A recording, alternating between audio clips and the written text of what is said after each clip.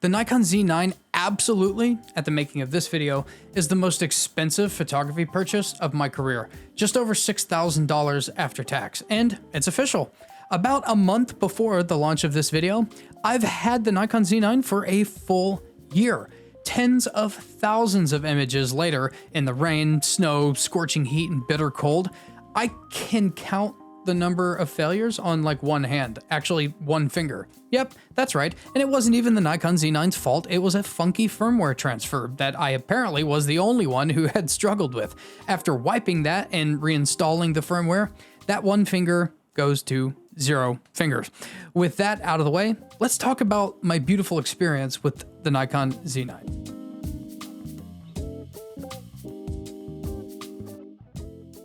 When the Z9 first arrived, 8 months after I ordered it, I was quite nervous that it would be too big for my hands because we don't get any touch and try events anywhere near where I live. You can see my first Z9 video somewhere over here, but I basically bought it blind. I quickly took it out for the first time, and you can watch that video somewhere here, and I pretty much shot it in single point autofocus. I wasn't blown away yet. However, once I started using animal and human eye tracking over the next several weeks, I was mind blown. Aside from that, something really special was happening behind the scenes. I spent something like a week or more just walking around my house and sitting on the couch watching TV with the Z9 in my hands and just moving it around and feeling it. And I would set it down randomly and then just walk over to it to hold it again. For the first time, I had so much pride in a camera that I felt like a kid who just got a new action figure and was dying to bring it to show and tell. It was clearly the pinnacle of my photography career.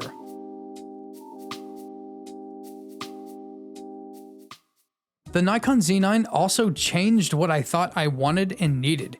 Even at the launch of the Z9, the Z8 was still in the rumor mill, and I thought for sure it would be a 61 megapixel camera, which was exactly what I wanted for certain types of photography.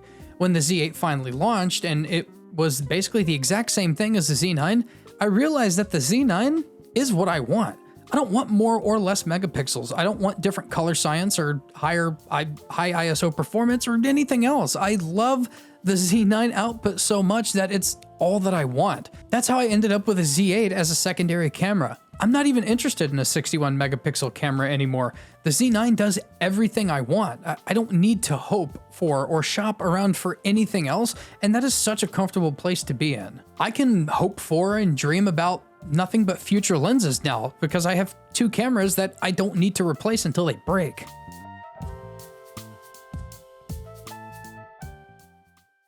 As soon as this train is behind you, I'll tell you when. 3, 2, 1, go! Woo! Go!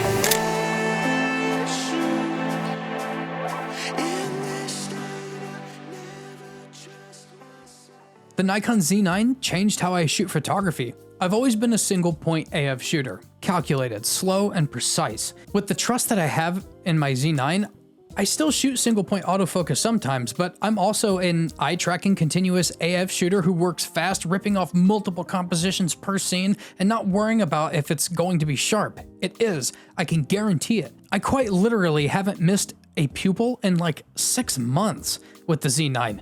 And since I can trust the focusing system, I focus my attention on everything else. My horizons are better, my compositions are where I want them, my exposures are dead nuts where I wanted them, and what I want to be sharp is sharp.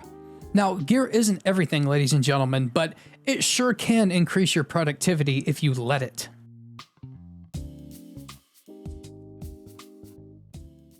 The Nikon Z9 changed how I edit photos. Now, I've always been one to do heavy editing, but it's gotten real crazy since I got my Z9. Highlights are almost impossible to destroy with the Z9. I've gone out of my way to try and ruin images just to see if I can. And shocker, you indeed can. You do have to try though.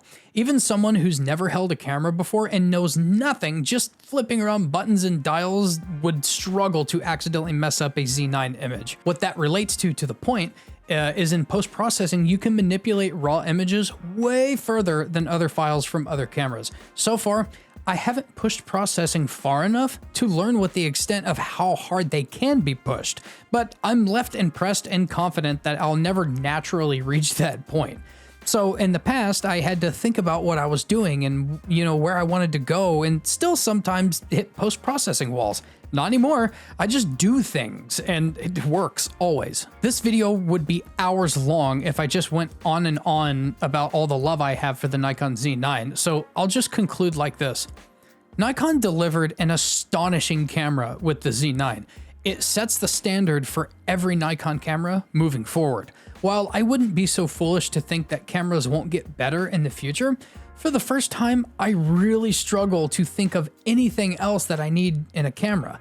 The Z9 has me believing that the only way forward is silly tracking modes like galaxy tracking or vegetable tracking or vape smoke tracking. I really can't think of anything else that I want, let alone need, in a camera for what I do or plan on doing in the future. I guess maybe even more accuracy? How much more idiot-proof do we really need though? I freaking love this camera. I'm Z-Wade, the Z-Wade, and Z-Wade Photo. Stay sharp, YouTube.